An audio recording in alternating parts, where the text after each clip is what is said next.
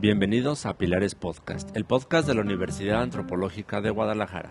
Mi nombre es Ángel González y este episodio lo estamos grabando bastante cerca de la elección, por primera vez en la historia de México, de jueces y magistrados del Poder Judicial.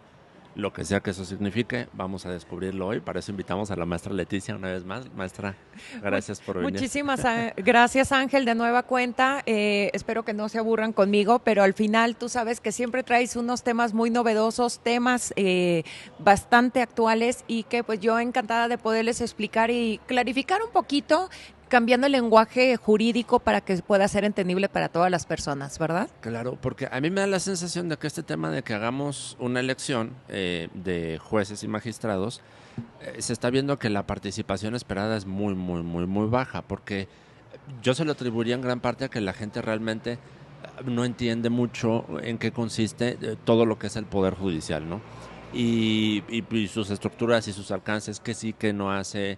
Y después estamos viendo pues en las campañas en redes sociales de los aspirantes a jueces o magistrados que hacen propuestas o promesas que uno cuando ya entiende, aunque sea poquitito, dice, eso no tiene ningún sentido, ¿no? Porque, por ejemplo, yo he visto campañas en TikTok de aspirantes a jueces o a magistrados que mientras están bailando y haciendo sus coreografías, están diciendo que entre sus propuestas es aumentar el presupuesto a ciertas cosas, ¿no?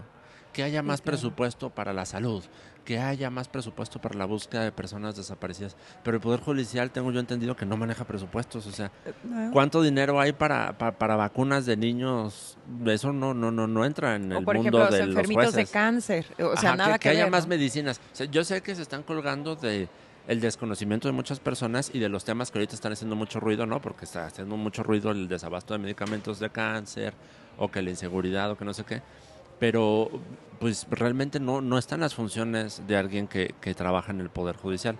Entonces, para platicar de esto, primero les recuerdo, la maestra Leticia ya había estado con nosotros en varios episodios muy interesantes. Hicimos el episodio de cómo casarte y cómo divorciarte.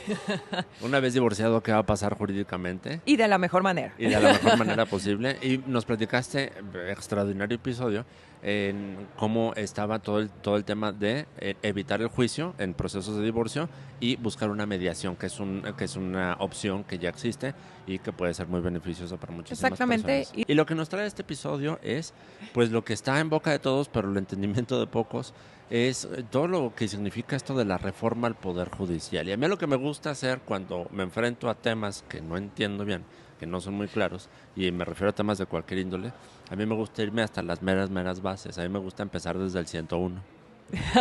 Es correcto. Entonces, sabemos, porque nos dijeron en la primaria, que México, el gobierno de México tiene 3 poderes. Así es. El legislativo, el ejecutivo y el judicial. Exacto. Yo desde niño, como lo entendiera que el legislativo eran las cámaras de diputados, ¿no? Que es un montón de gente que está tomando decisiones de cómo van a ser las leyes. Así es. De hecho, por eso se llama legislativo, porque legislan, crean las leyes. Exacto, crean las leyes. El ejecutivo es el presidente, ¿no? Así o en es. este caso, presidenta. Y las secretarías de Estado. Y las secretarías de Estado. Exactamente. Que me parece que los gobernadores y gobernadoras también entran en esa. Exactamente. En el ejecutivo. Uno es el fuero federal, que quiere decir a nivel nacional, y el otro fuero estatal, pues cada uno en sus estados. Ajá. Y ejecutivo yo lo asocio con la palabra ejecutar, pues hay que ejecutar las leyes que los legislativos dijeron que van a hacer las leyes. Y luego está el judicial, que ese para mí siempre fue terreno oscuro. Es como estuvo muy extraño. Sí, judicial viene de juez, ¿no? Suena similar a y juez. viene de justicia, Ajá. precisamente. Entonces es la impartición de justicia en México. Va, hasta ahí todo bien. Y aclarando justicia, aprovechando, es dar a cada quien lo que se merece. ¿Qué quiere decir? Si tú te comportaste de una manera correcta, pues te mereces no tener un castigo. Si tú, pues no sé, cometiste un delito pequeño, pues tu castigo va a ser pequeño. Si cometiste un delito grave, pues tu castigo va a ser grave. Todo, ¿no? En la ¿no? justa medida. Exactamente, entonces todo debe, como por dice eso Roberto es Carlos. el famoso balanza que existe de la ley, porque supone que es dependiendo también los derechos y obligaciones, pero si cumples, pues tiene que estar equilibrado, ¿no? Según el sapo la pedrada, ¿no? Como exactamente. Okay. Muy bien. Ahora, yo crecí, bueno, si de niño supe esto, ¿no? Pues el Poder Judicial es el tema de jueces, y justicia, impartición de justicia. Pero luego yo crecí con las películas de Estados Unidos, en el que los juicios son unas cosas así muy pues muy rimbombantes en las que el abogado y el fiscal le hablan al juzgado al jurado, y el jurado es el que va a determinar si es culpable o Y inocente, aquí no y el existe juez es esa nada más alguien que figura está como que prácticamente. callándolos y pegándole al martillo, y aquí no es así, No, aquí no, no no. tenemos De salas de hecho, juicios. no. Existen ya algunas salas orales, pero Ujú. los temas del jurado apenas es un tema novedoso. Mm. Obviamente en Estados Unidos ha vivido, bueno, se nos ha visto por muchos años, incluso lo que da más risa, ¿no? De lo que comentabas. Ajá. Al final de cuentas, nosotros estando aquí en México, las novelas tradicionales salían con los juicios como si fueran en Estados Unidos cuando no Exacto, tenía y nada aquí que no ver es con lo así, que es. claro. Claro, claro. Entonces, prácticamente aquí en México tenemos una justicia en las cuales, por eso nosotros tenemos un abogado que nos represente, el cual es un especialista, en el cual nosotros tenemos pruebas, se llama de cargo y de descargo. ¿Qué quiere decir? De cargo son las que van a hacer que la otra persona sea culpable, Ujú. y las de descargo es, por ejemplo, en mi caso, me dicen que yo soy culpable, yo voy a presentar pruebas para decir que yo soy inocente, se llaman de descargo, ¿no? Ok. Entonces creo que el nombre es un poco Un poquito claro, entendible, ajá. ¿no? Cargar Exacto. y descargar las pruebas, ajá. Exactamente, entonces dependiendo el lado donde tú te encuentres, sobre todo eso en materia penal, pero bueno, en todas las materias tenemos que presentar estas pruebas. Si no hay pruebas, a veces me preguntan, ¿por qué es tanta necesidad de aportar este tipo de pruebas y por qué es tan minucioso? Y creo que a mí me gustó una explicación que me dieron desde que estaba estudiando en la facultad, que me dice, a ver, dime si tú fueras juez, ¿en cuántos de los asuntos que está un juez, ¿cómo se llama?, sentenciando, ha estado presente él como testigo? No, pues Claro, prácticamente ninguno. claro. Exactamente. Entonces Sí. me dice, ¿por qué tú le tienes que llegar toda la información necesaria para que él tenga todo el poder de decir, ¿eres culpable o eres inocente? Sí. Entonces, a mí se me hizo muy claro. Obviamente, hay situaciones que a lo mejor las vemos un poco injustas, en el sentido de que, ay, presentó un poco mal esta prueba, pero tenía la razón y se la desecharon. Pues sí, pero es que si no tuviéramos también estas reglas del procedimiento, Sí. te lo voy a poner con una analogía muy tonta ahorita, aprovechando que estamos aquí en la universidad. Ajá. ¿Qué pasa cuando un alumno te entrega un trabajo extemporáneo? A lo mejor te puede entregar un trabajo increíble, con un contexto excelente, una presentación increíble, pero te lo entregan fuera de tiempo. Entonces, pues de acuerdo a las reglamentaciones que tenemos internas y pues de acuerdo también a todas las cuestiones educativas, pues nosotros estamos imposibilitados de admitírselo, aunque esté perfecto. Algo es muy similar en el tema de las pruebas. Nosotros tenemos plazos, tenemos términos, límite para presentarlos, pero también nos piden ciertos requisitos, como aquí las rúbricas, ¿no? Oye, requisitos mínimos para entregar un trabajo, si no, no te lo voy a admitir o vas a tener un 6. Pues aquí es, ¿te admiten o no te admiten? O vas a tener una prueba muy pobre. Claro. Es como si yo quisiera hacer una testimonial y le quiero hacer 3 preguntas al testigo de un asunto sumamente amplio. Pues me voy a quedar muy corta, ¿no? Claro. Entonces, prácticamente las pruebas así son. Mucha gente dice, no, el juez se vendió, el juez, ahorita que platicamos todo ese tema, ¿no? El juez no le admitió las pruebas porque está cargado del otro lado. No siempre es así. Y tengo la fortuna de conocer muchos jueces, como puede haber malos también, personas corruptas, pero conozco también muchos más que son totalmente minuciosos en su trabajo, acercados a derecho, que realmente ellos sí lucharon por la justicia, Claro. ¿no? Real. Y ahora entra en este contexto, pues es lo que viene pasando desde el año pasado. La reforma al Poder Judicial. Que yo, hasta donde, usted me corregirá, maestra, si es que yo recuerdo mal las cosas, pero a mí lo que me pareció, pues un poquito antidemocrático, voy a decirlo yo así, esta es opinión mía, no es de la maestra ni de la universidad, esta es mía. Lo que me pareció un poco antidemocrático fue que la reforma al Poder Judicial no hizo mucho ruido en la campaña de la doctora Claudia Sheinbaum. Así es. Pero cuando gana la presidencia, entonces ya lo saca y dice, esto venía en el paquete, por esto votaron, entonces sí va a suceder, ¿no? Y la justificación es que la gente votó por esto. Yo digo, no sé qué tanto, porque pues no, o sea, lo mencionaron 2 que 3 veces, pero no hacía el ruido que ahora está haciendo, ¿no? Entonces, yo me pregunto si hubiera esto ocurrido a través de un referéndum poblacional, no una elección en la Cámara de Diputados, que la mayoría son de Morena. Un referéndum real, ¿no? Ajá, un referéndum real. Me pregunto si de verdad hubiera pasado esta reforma. Pero bueno, entonces ya estamos aquí, la elección va a ocurrir y lo primero que tenemos que yo me quiero preguntar es, supongamos que lo vemos desde un punto de vista muy objetivo, que la objetividad es inalcanzable, ¿no? Así Decía es. Aristóteles, pero sí es bueno buscarla. Entonces, tratando de verlo desde un punto muy objetivo, ok, probablemente quiero pensar yo que sí había elementos para decir el Poder Judicial necesitaba una actualización. A lo mejor había cosas que sí son modernizables, a lo mejor hay cosas que no. Habrá que ver si el que ahora los jueces y magistrados elijan por votación popular resuelve lo que hay que resolver y no empeora lo que sí estaba funcionando. Habrá que ver. Pero entonces yo me pregunto, yo que no me vivo ni entiendo el Poder Judicial, pero usted sí, maestra, como por ejemplo, ¿qué cosas sí hubiera valido la pena poner sobre la mesa? Estas cosas hay que cambiarlas del Poder Judicial como lo teníamos. Híjole, bueno, voy a partir por varias también preguntas que te las voy a regresar las preguntas para dejarlas nada más en el aire. Igual no las vamos a contestar, o sea, en el transcurso del podcast vamos platicando acerca de eso, pero ¿cuántos abogados se encargaron de planear la reforma? Prácticamente ninguno. Número 2, ¿por qué es casualidad que los que están ahorita postulados, la mayoría no pasó el examen de jueces?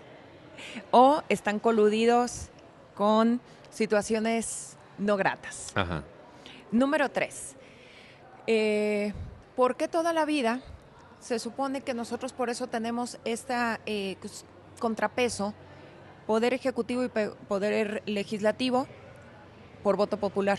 Jamás se había visto el tema judicial. ¿Por qué razón? Porque el tema judicial es acerca del que tiene mayor conocimiento.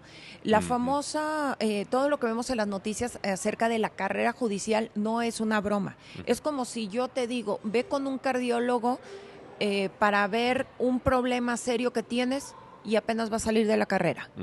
Pero es popular, obtuvo votos, ¿no? Exactamente. Bailó TikTok y está muy guapo y dices, yo voy a ir con él, ¿no? Exactamente. Exacto. ¿Qué es? Y eso es la parte que a veces sí les decía, a ver, es que sinceramente, o sea, se supone que cuando nosotros acudimos a un especialista, en tu caso, por ejemplo, que eres psicólogo, yo que soy abogada, tenemos estudios no nada más que nos respaldan en papel, tenemos los estudios que los tenemos aquí y nuestra experiencia y nuestra práctica es la que habla, ¿no? O sea, si a nosotros nos conocen es porque saben que efectuamos un buen trabajo. ¿Qué pasa ahora regresándonos al tema judicial? Entendemos cómo es en todas las casas, incluso en medicina. ¿Cuántas veces no vemos que difaman a doctores, que se suplantaron identidades y que trataron fatal? Entonces, en todas las carreras lo sabemos, ¿no?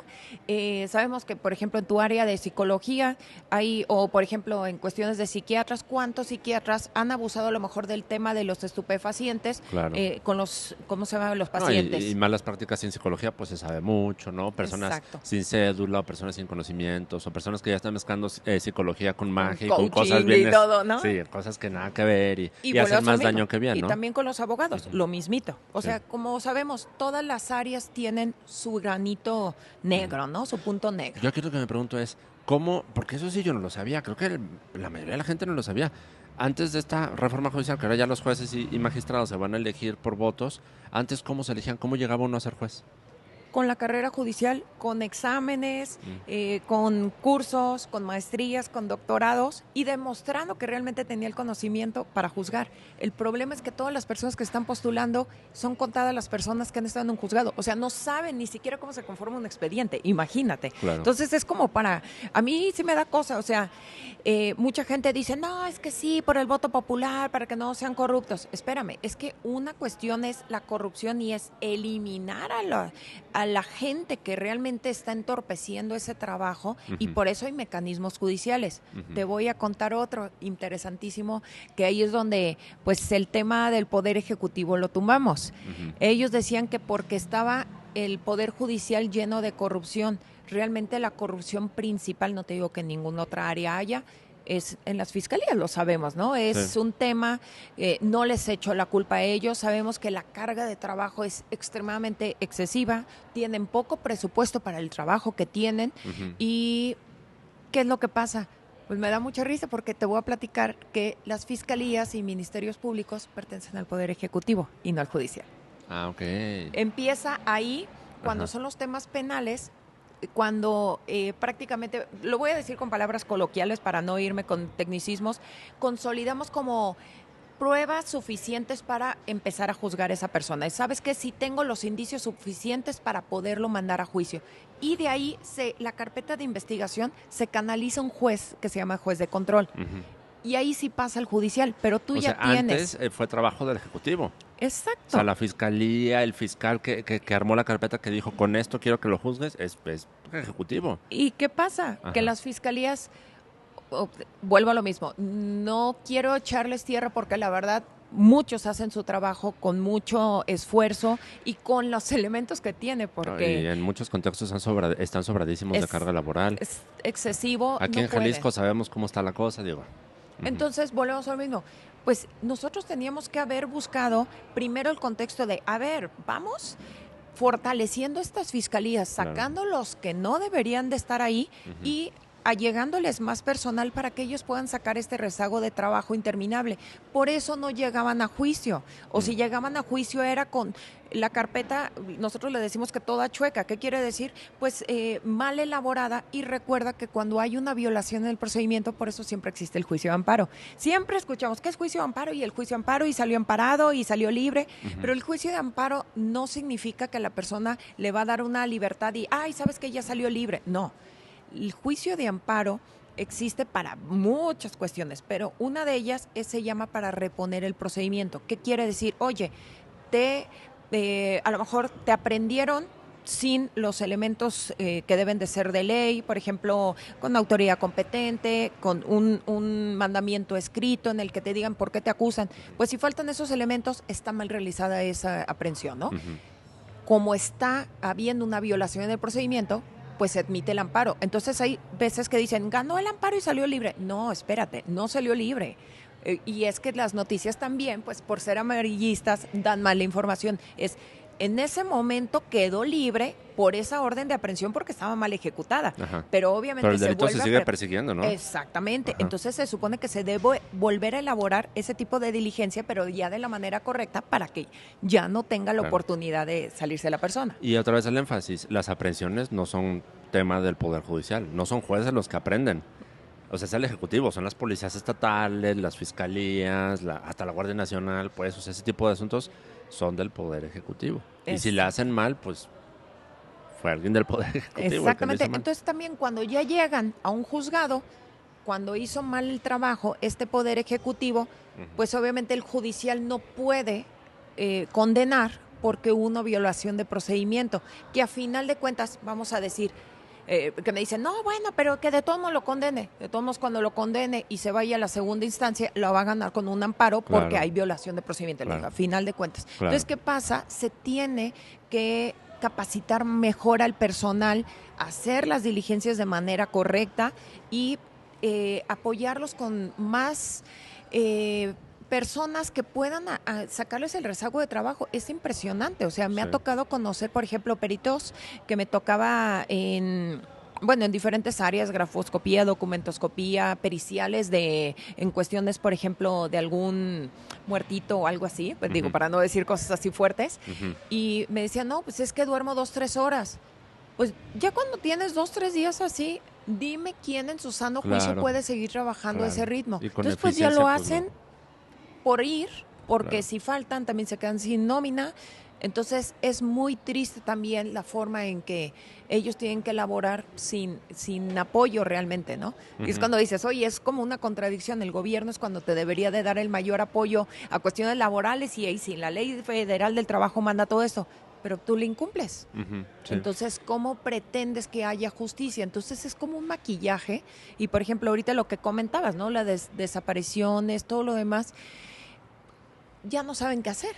Claro, están sobradísimos de carpetas. Entonces dice, pues, y el problema es que empieza todo a través de cuestiones, por ejemplo, de falta de seguridad. O sea, la primer cadena era, ¿qué está pasando con la seguridad pública para que la persona pues no la desaparezcan y no por eso tengan que abrir una nueva carpeta de investigación, ¿no? Entonces, al final es toda una cadena. Entonces, es una cadena muy larga que involucra en algunos eslabones a distintos poderes, a distintas dependencias, pero lamentablemente el resultado de toda esta cadena, siento yo que muchos lo están utilizando para decir, fueron los jueces, fue el Poder Judicial y por eso hay que quitarlos a todos y sustituirlos en este nuevo modelo a través de votaciones. Y Sí. yo había encontrado, en la investigación que yo hice en internet para este episodio, encontré que creo que hay un mito muy extendido, o al menos bastante extendido en internet, en el que la gente cree que los puestos de jueces y magistrados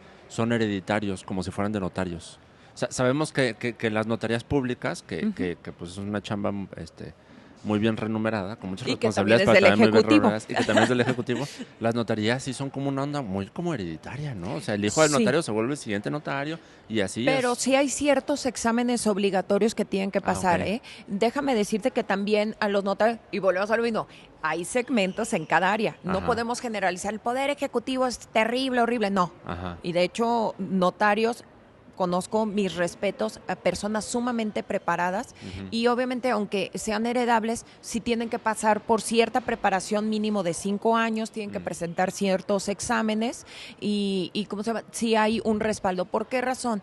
Porque los notarios, pues obviamente para evitar que hubiera ciertos actos jurídicos en los que pudieran, vamos a decir, manipular un poquito la información, para dejarlo de esta forma, ahora los notarios, al igual como la figura ahora de los contadores públicos, ya se vuelven, como quien dice, cómplices si hay una cuestión jurídica adversa.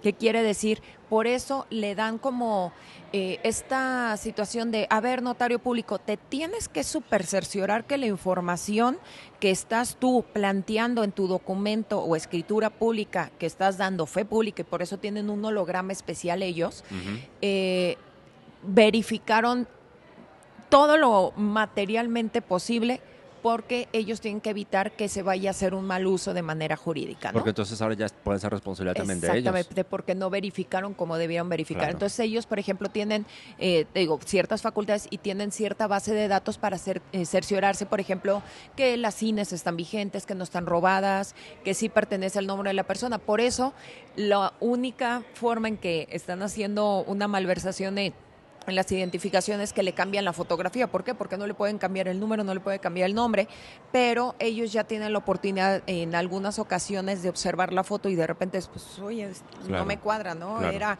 güerita de ojo verde y me salió como una persona... Un señor de 40 años que ni al caso. Exactamente, ¿no? Y con el nombre, y como decía José María, pues pudo haber sido mujer u hombre, ¿no? Claro. Que muchas de estas cosas Aunque dice géneros también, ¿no? Ajá. Que yo creo que muchas de estas cosas ya son, o sea, son más difíciles porque ahora ya tenemos mucha tecnología para respaldar los expedientes. Ya vienen con hologramas, con códigos QR, con una identificación única, etcétera, etcétera. En la era predigital, ahí sí era el pan de todos los días, ¿no? Era facilísimo. Pues, No, y era un sello de goma, pues sellos de goma los hacen allá en las 9 esquinas, ¿no? O sea, Exactamente, y la firma y pues las falsificaban, o aparte como tardaba mucho tiempo las notificaciones porque eran vía terrestre, Claro. pues a lo mejor en 15 días se iba a enterar la autoridad y en el Inter hacían pues Ajá. todas estas tonterías. Por ejemplo, hubo mucha suplantación de personas en los temas de compraventas de inmuebles, ¿no? Sí, claro. Entonces, ahorita que es tal cual como lo comentas, se mandan ya avisos vía digital, vía correo electrónico para dar el aviso, oye, fue esta persona, y ponen un cierto como en stand-by, vamos a dejar el expediente para pasar un segundo filtro. Entonces, ya ahorita no es nada fácil y como te digo, los notarios pues también se van a proteger de que saben que si hacen un mal uso, le van a quitar su patente de notario. O en algunos casos Pero, hasta pueden enfrentar situaciones exactamente, ya penales, ¿no? Y les llaman a, Sí. a testificar, ¿no? Entonces, a preguntarles cómo se cercioraron que realmente la personalidad del que compareció en ese momento sí era. O sea, es un trabajo con mucha responsabilidad ser Muchísimo. notario. O sea, uno desde afuera lo ve así como muy fácil, ¿no? Puso un sello, puso una firma, ya me cobró 10,000 pesos. Pues, hay mucha responsabilidad atrás porque... Y es que tú lo sabes, el tema de los pagos, yo se los comentaba mucho a mis clientes, que a veces ciertos convenios, ciertas cláusulas los ven en 5 o 6 hojas y de repente dicen, ¿cómo me van a cobrar cierta cantidad de dinero por 5 hojas? No, es que las 5 hojas es el contenido sintetizado de un estudio de semanas Sí. para llegar a la conclusión de... Que lo hace un equipo de personas. Exactamente. O sea, el notario es el que te atiende, pero allá arriba tiene un montón de gente trabajando en su oficina. O sea, es como una operación ya bastante complejilla. ¿Sí? Y en tu caso, por ejemplo, que tú tienes pacientes, no es como que en el momento cuando tuviste la primera sesión ya tienes un dictamen definitivo. Tú sabes que vas a necesitar varias sesiones para ir desglosando cuál es el padecimiento mental, emocional, lo que quieras, para tener un contexto completo. En este caso es lo mismo. Claro. O sea, no es un trabajo... Entonces, sí es un mito esto de que los jueces y magistrados, sus puestos son hereditarios. No son hereditarios, eso es un Claro mito que no. del Internet. Okay. Digo, a solo que ahora traigan el as bajo la manga, pero pues te estaría así como Exacto. medio de locos, ¿no? Sí. Y es lo que comentabas ahorita del Poder Judicial. No sé si te haga ruido, porque es como la casualidad que todos los jueces que no tienen ningún antecedente penal ni problemas son los que renunciaron. Porque ellos saben que lo que se está haciendo es una aberración. Claro. Y te digo, tengo la fortuna de conocer varios jueces en su trabajo y me constaba de que de repente era domingo, mensajito, nos saludaba, o sea, y que no tenía nada que ver con mis asuntos, para que ni vayan a pensar que conflictos, yo me dedico a la mediación, no tengo nada que ver con juicios, pero pues fuimos compañeros de la carrera, compañeros de maestría, compañeros de cursos, ¿no? Claro. De diplomados. Y me tocaba varios que era domingo y estaban tomando cursos. Oye, pero ¿por qué lo estás tomando el domingo? Es que entre semana pues estoy laborando y pues el sábado tengo salidas, no sé, o conferencias y solamente el domingo puedo cursarlo, ¿no? Sí. Entonces, personas muy entregadas y volvemos a lo mismo, por uno pierden muchos, ¿no? Claro. Sí, por supuesto. En algún momento sí... métanse a googlear de las renuncias de varios de jueces de distrito que de verdad te duele hasta el alma el escuchar cómo lo platican, cómo lo comentan, y que decían, no, pues yo tenía 32 años o sea, estás hablando de una cantidad impresionante. Claro. ¿Cuál es otra de las tristezas donde tú sabes que se confirma que esto está mal hecho? Les quitaron también el fideicomiso del apoyo para sus retiros. O sea, ¿no se supone que ellos apoyan al trabajador y todos los derechos laborales?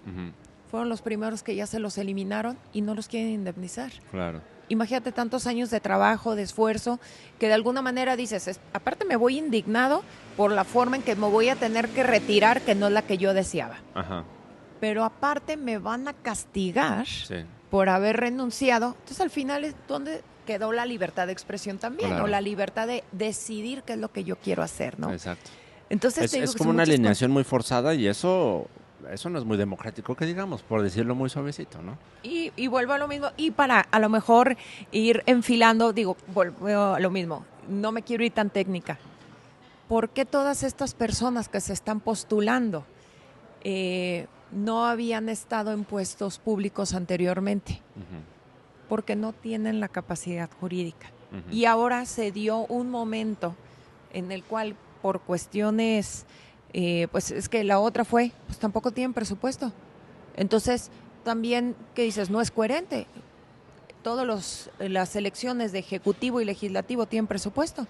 ¿Y por qué el judicial no tuvo presupuesto? Sí. Y era cada quien, hágase, ahora sí que su publicidad, ¿cómo se llama? Necesaria, ¿no? Ajá. Entonces, entiendo que el maquille en esta situación era no necesitas publicidad porque tu carrera te respalda.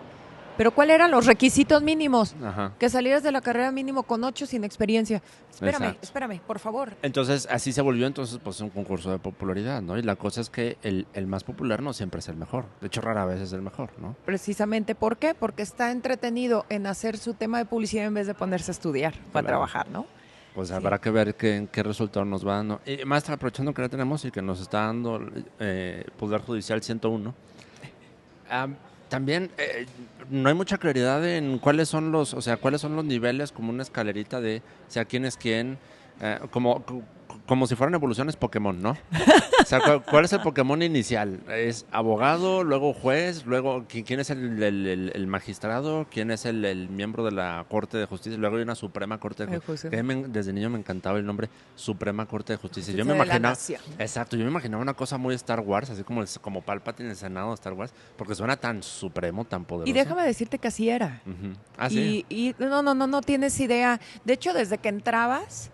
era una sensación, nada más tuve la fortuna de poder ir una ocasión, una invitación que me hicieron unos abogados de México, y de verdad te sentías que dices, wow, o sea, este es otro nivel, pero aparte de la educación y los valores de los ministros. Bueno, hay muchísimos puestos, pero bueno, por ejemplo, cuando se quieren incorporar a un juzgado, se le llama meritorio. Así como dice su nombre, hace los méritos para ganarse el lugar. Okay. Por eso te digo, desde ahí ya es ganarte lugar, claro. no está fácil, ¿no? Entonces tú le vas ayudando a al personal que ya está, ¿cómo se llama?, en el juzgado para empezarte a empapar, empezarte a capacitar, y de hecho ahí no tienen sueldo.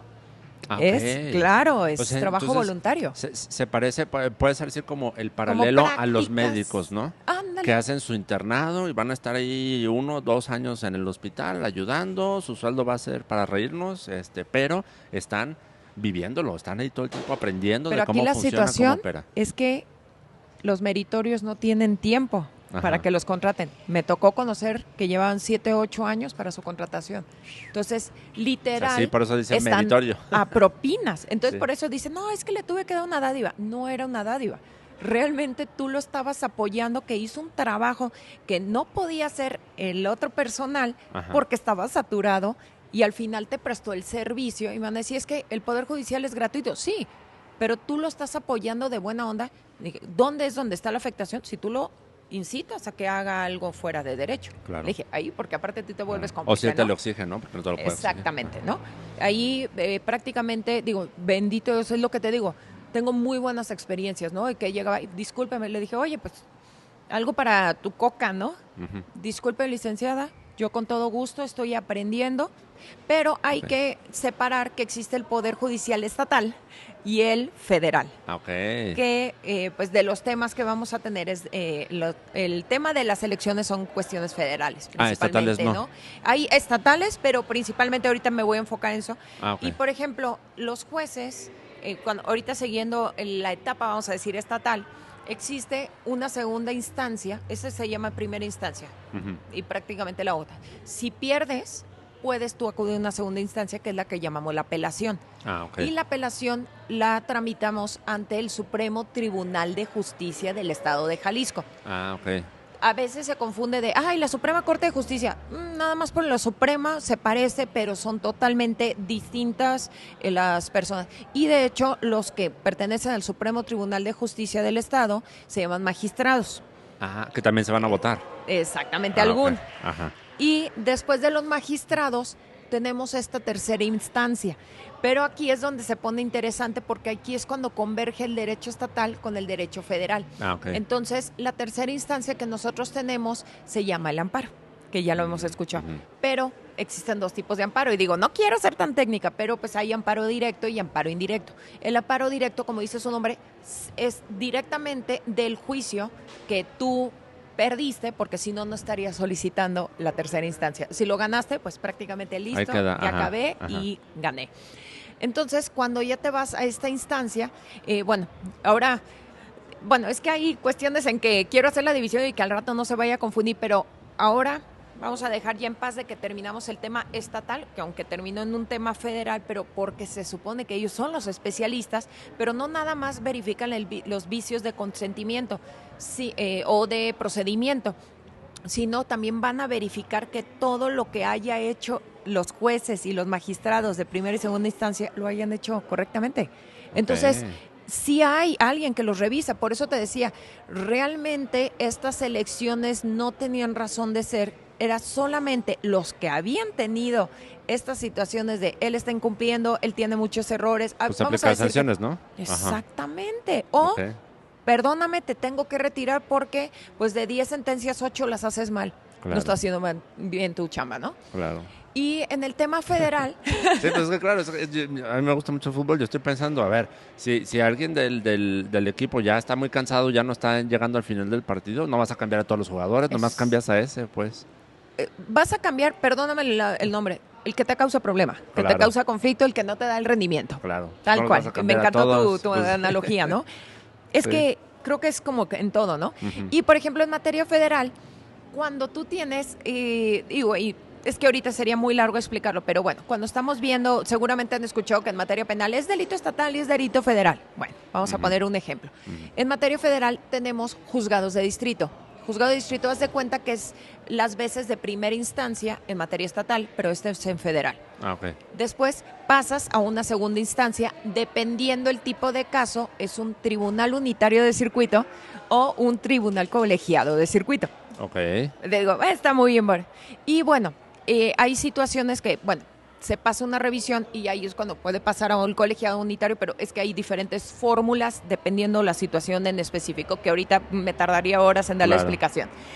Y por último, cuando son casos de suma importancia para el país o que vaya a haber una afectación de, por ejemplo, de un estado o de una comunidad grande, o de derechos, por ejemplo, de la igualdad, de sexos, por ejemplo, pues que estamos hablando que es un derecho universal que va a afectar a todos, entonces es cuando ya se escala la Suprema Corte de Justicia.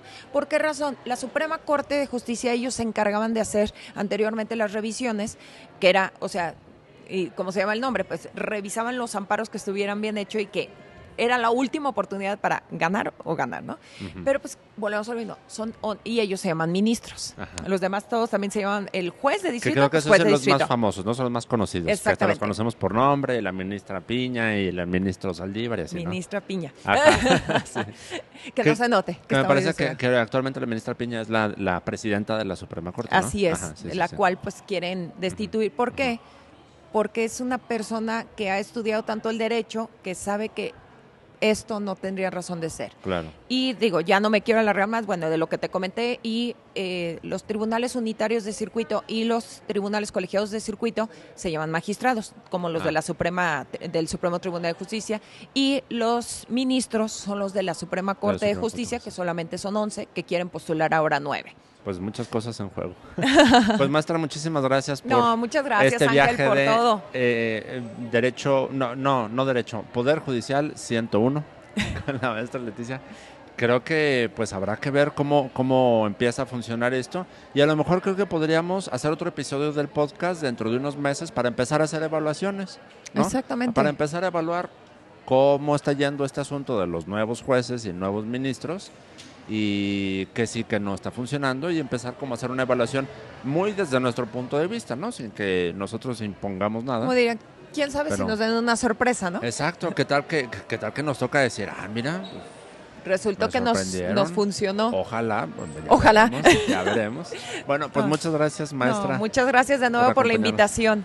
Gracias. Y pues recuerden que esto es Pilares Podcast, el podcast de la Universidad Antropológica de Guadalajara. En este episodio sí tengo que hacer mucho el énfasis de que las opiniones que aquí ven son de nosotros, no son de la Universidad Antropológica de Guadalajara, porque esta es una universidad muy plural y todas las opiniones que ven aquí, excepto las opiniones que deliberadamente busquen dañar a otros, porque luego esto es una cosa muy controvertida del derecho. El derecho, la libertad de expresión tiene límites y muchas veces la gente no está lista para escuchar que tiene límites, pero los tiene.